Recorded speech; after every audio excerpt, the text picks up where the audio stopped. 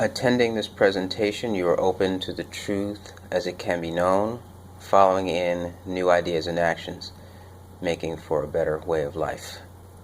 James Coleman, Inner Peace Arts Unscripted, writer, speaker, coach on personal development, spirituality, and social change.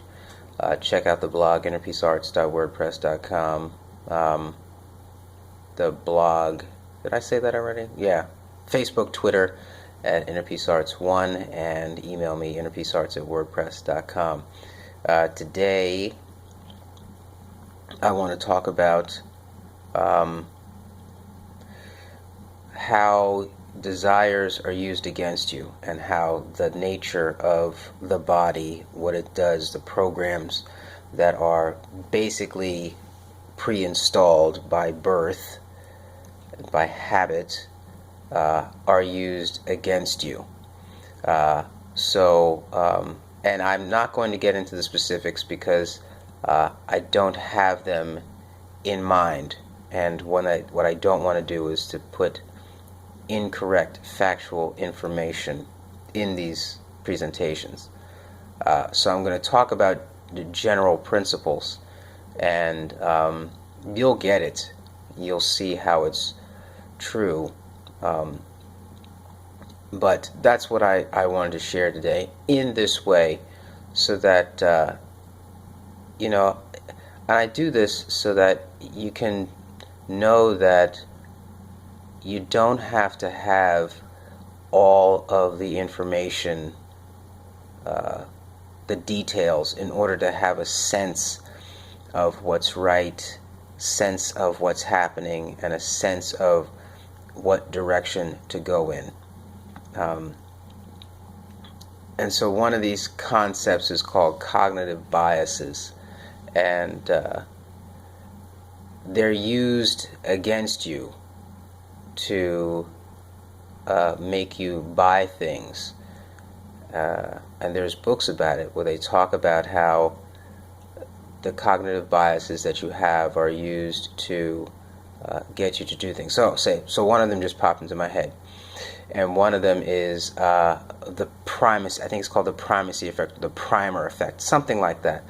And basically what it is someone gets you to say yes a number of times, and then they'll ask you something that you wouldn't necessarily have agreed to before, but now that you're in the habit of saying yes, you say yes, and it's still your choice, right? So they haven't made you do anything in the sense that they forced you, but they did use an existing program within you to get you to say yes to something that you wouldn't have said yes to without that priming, right? And so here's one where what's the ethics of that? It gets sticky, right? I'm not saying that the program within us shouldn't be used. What I'm saying is, what's the agenda behind its usage, and are you in agreement with that agenda? That's really what's important. So let's take the classic one, is the purchase of life insurance. And I've heard the stories about, people floundered and decided didn't want to buy it, and this guy came and I was like, buy, and they finally bought it, and then 3 months later the husband dies, and they're so glad that they bought the life insurance. Listen, I'm not telling you to buy life insurance. You do what you think is right. I'm just saying that that's an example where the person was convinced to do something and it worked out in their favor, right? And I'm going to say this because I don't like when people present stories to support their point of view, and don't bring up the fact that, you could have bought the life insurance, not died, and now you spent a lot of money that you didn't need to, right? That's the other story, which is just as valid as the one where the person needed the insurance. So what am I saying? I'm saying that your desires are used against you. You want to have nice things, so they put lots of pictures of nice things in front of you, but then make it very hard for you to obtain those things, right? So now you're on this rat wheel. Those are just a couple of examples. But I want to read, so it's now semi-scripted, just a couple of the ideas that drive this.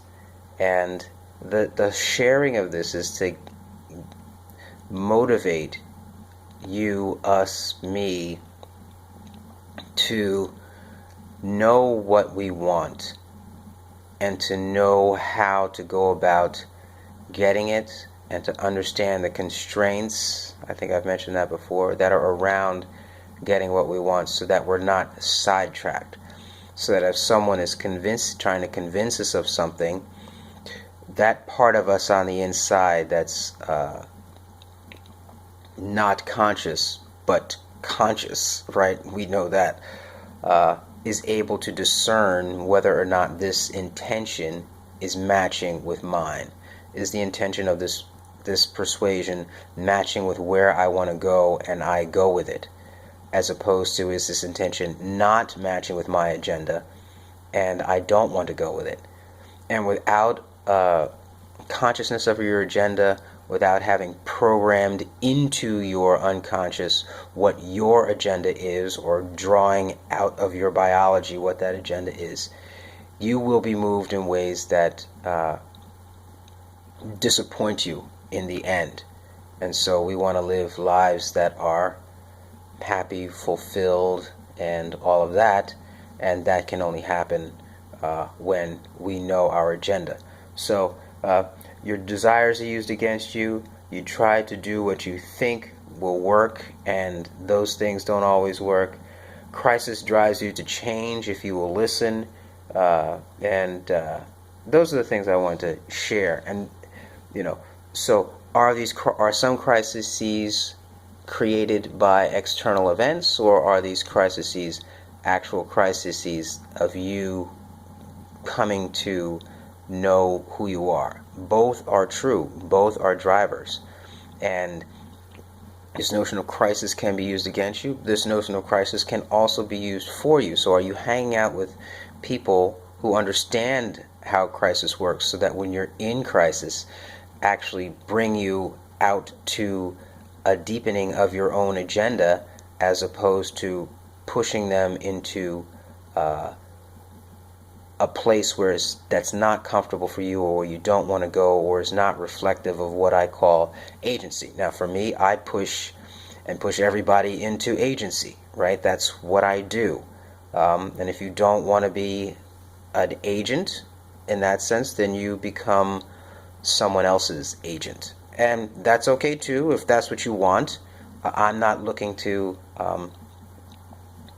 develop that perspective. I think it's well developed as it is, and the free agency model is what's needed. And so it's an interesting kind of conformity, right? Doing what you want to do, yet you're doing it in a context of other people.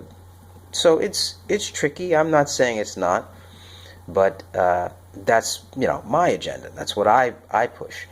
And when you're in crisis, for example, are you pushed into an agenda like that, or are you pushed into someone else's agenda? And do you get to live out, see the ideas that are in your life with minimal input from the other, or you're asking for the input as opposed to it just being put in you? So I realize this was, some of these things probably need their own video, but I just wanted to get it out there, get it in the atmosphere, so to speak, and again, encourage us to recognize that our desires. You look at a TV commercial and you say, do you need that? Is it necessary? Does someone really need a new car? Some people do, some people don't. And the needing of a new car, does it really require this constant reminder of the oldness of your current car, right? And then people say, these drive the economy. Well, structure a new economy that doesn't require this kind of conspicuous consumption. Is it possible? I think it is. I very much think it is. I think we can imagine something like that. We are very creative, us human beings. And the other thing is if you know that your desires are used against you, then you need to recognize when your desires are being used against you. And I would argue that your desires are being used against you when it takes you off of your agenda. So we come back to that point. Know your agenda, know what you want, know where you want to go, know what you want to do, and it's less likely for you to get sidetracked. And the deeper that is, and the less culturally acceptable it is, the more you're going to need encouragement and strength and a community and all that. And if you don't have a community, at least, the fortitude to stick it through and make it happen so you can express that power over material, which is really what you want at the end of the day. Yeah. So that was today. Very interesting even for me. But I know that I don't want to be in a position where my desires are used against me. And when they are, and I've gotten fooled before, I've learned from it and not repeat it. And that's a better way of living. Yevarechecha Adonai ve'yishmerecha, Ya'er Adonai panav elecha v'yichuneka, Yisa Adonai panav elecha ve'asem lecha shalom. In distinction, thanks be to stream, in stream, by stream. Take care.